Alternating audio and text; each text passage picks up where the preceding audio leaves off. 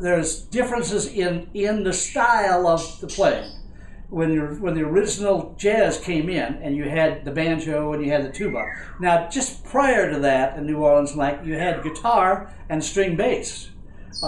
People tend to want to believe the banjo and the tuba were the original. In reality, when the Buddy Bolin Band and those things were around, it was guitar and string bass. But the band, rhythm section, played softer, and they were in small dance halls, so you could hear those instruments. When you got out where you had to play stronger, and the horn players got more sophisticated and started playing stronger and harder, and even when you got that brass band kind of approach, which is the marches, a lot of the early music in New Orleans were marches, you know. They would be, you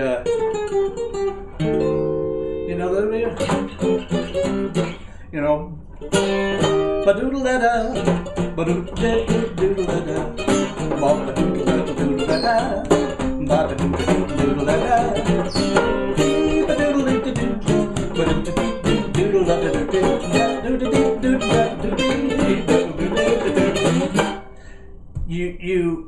The march, you need that more cutting thing, so the banjo came in and the tuba came in at that point. Now, if you listen to some of the Jelly Roll Morton things like that, he mixes it up some. You'll hear a lot of times string bass when people think it's tuba, and you'll hear wonderful string bass, you'll hear wonderful tuba, and you'll hear banjo, and then you'll hear some guitar out of Johnny St. Cyr or whatever and all that. So there was a large mix-up in that early jazz of different stuff. But the reason I bring that up is because whatever you played it acoustically to get that feel and sound, and that's what created the tension within the band going on that the horn players and the other players played over. Now, if you get to guys like Ike Robinson there in Chicago, with originally the Ike Robinson Rhythm Masons, they now call them Jabberwock Smith's Rhythm Masons.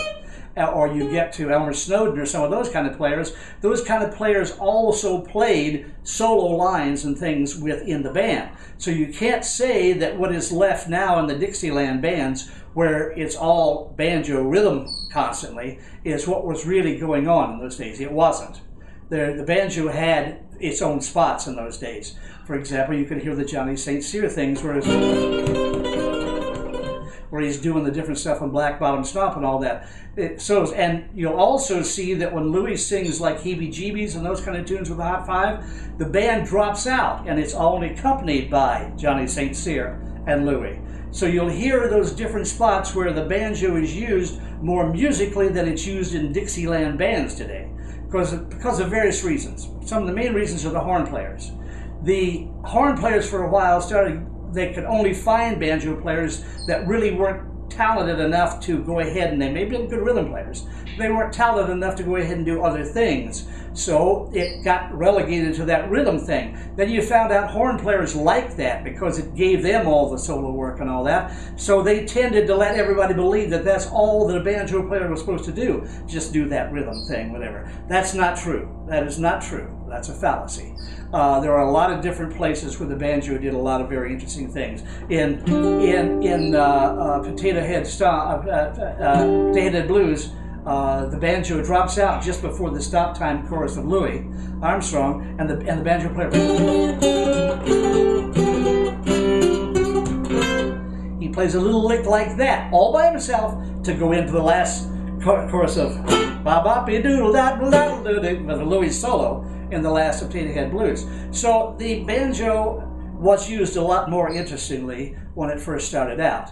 Not to say that I don't admire some of the rhythm players in the Dixieland bands today around, but it could be a lot more. And they have tended to believe that there's not more because the horn players have told them that, and the horn players have made themselves believe that because that's what they enjoyed. They enjoyed the idea of the banjo just being back there doing what it's doing. So this is by way of saying that the rhythm is different in every situation. It's different in every situation. If I'm playing solo, I'm playing a little different rhythm feel and a different structure than I might be if I'm accompanying something. If I'm accompanying a strictly New Orleans jazz band, that sound that Lawrence Marrero made with the George Lewis Band is very prevalent in the European scene, because that's the trad thing they came from when they went into trad music over there. And you will hear the Lawrence Morero style, where if they're playing like I scream, you scream, love it up once, I scream, rock, rock my baby, roll. You'll hear it. Now, what Lawrence did is Lawrence pulled a little on the rhythm, but he also arped it more than most guys do. And you hear him get that. And he with that running. Now, he also was not a great inventive harmonic player. He was a good rhythm player. Not a great inventive harmonic player, so you'll hear him play the same chord a lot, and you'll hear him just go from a simple C to a simple G7 and that sort of thing. Now, not to say that's bad, because he created a whole new style there that is very rhythmic, because he was a very rhythmical guy, and has created a whole new thing where you will hear that ring out like that. But he's arping. He's arping. He's not hitting the banjo. He's arping the banjo. And your ice cream, you scream. Everybody wants ice cream. Rock, rock my baby, roll. Ice cream, you scream. Everybody wants ice cream. Rock, rock my baby, roll. Oh, Osceola, Icy Cola. Everybody wants some Pepsi Cola. Ice cream, you scream. And he hardly ever plays an upstroke. I did a couple there just to show you. He hardly ever goes or anything like that. It's all. Now that pulse really moves a horn front line. Horn players like that a lot. They like that what they call strict straight 4, and with a simple chord structure. That works a lot.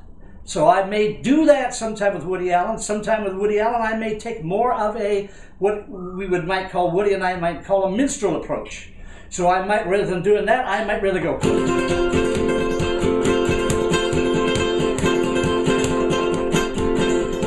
I might do something more like that, or I might go. But it's got that pulse of that going on. So there's a lot of different things you can do within the pulse of what's going on.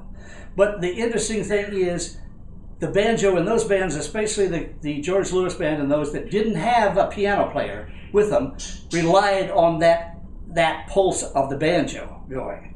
Now, your other players, along it, when I did the remake of the 1924 concert of Rhapsody in Blue and those tunes and that stuff over at Town Hall, that they originally did at Aeolian Hall, I tried to do more like what Mike Pingatory would do.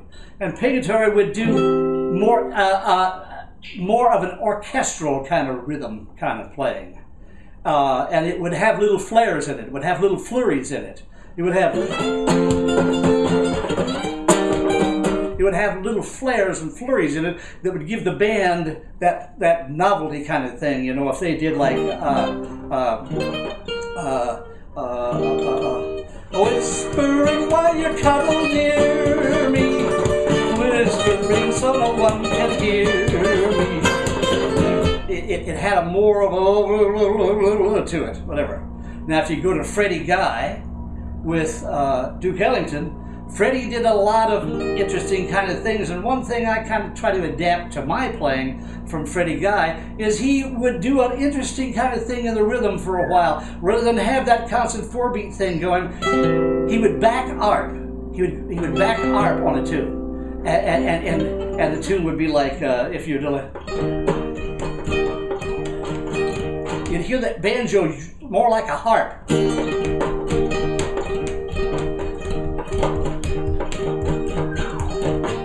But he was very rhythmic with it. It's hard to do without having a band and something here to work with to make it work. But he did a lot of different harp kind of sounds. And the banjo can be very harpy in that direction. So it depends on how you want to make your rhythm move. But you got to remember, you got to have rhythm. You got to have time first. And the first element of having time is don't play time, because time is perfect. Play with time. Play around time. Remember, time is always going on. You can't stop it. And time is always perfect. So consequently, if you've got a drummer, you got a bass player, and you got a banjo player, trying to all three of them play time, it's very difficult for all three of those guys to play the same feel and the same time at the same time. So consequently, you got to sit down and analyze, does that drummer think he's going to run this thing? Does that bass player think he's controlling this thing? Who's going? So we got to try to make it work together. And if I've got that down to the drummer, I have to go with him. If not, if the drummer is a very musical drummer, which is kind of hard to have happen, why then everybody lets everybody have their little piece of the thing. And everybody lets the time float. Everybody lets it move.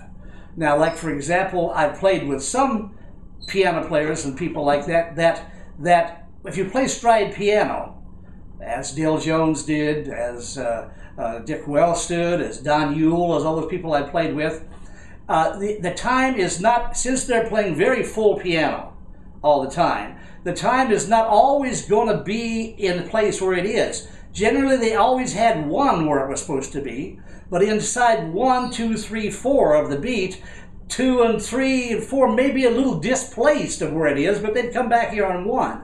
So I've always said that's flex. You've got to let flex time go on. You have to let it breathe.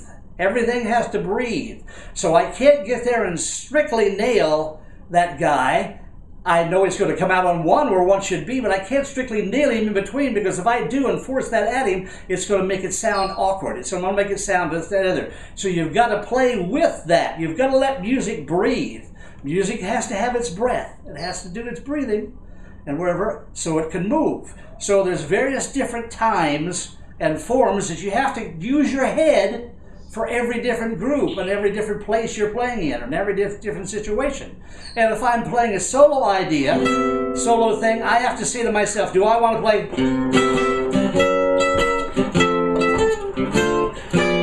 Do I want to get that, or do I want to get?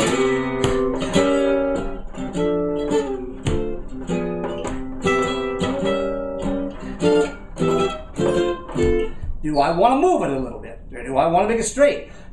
I try to just make it do everything, because you've got to have that thing. But you got to remember, 1 should be in the same place every time. You shouldn't displace 1 of each bar. They should, no matter what you do in between, 1 should still be there as you go along. So there's not a whole lot more I can say right now. I'm kind of thinking these things out of my head. I probably should write something down, but I haven't. But anyway, I know you all have questions about all this stuff. We're going to try to pick it up as we go along. See you in a minute.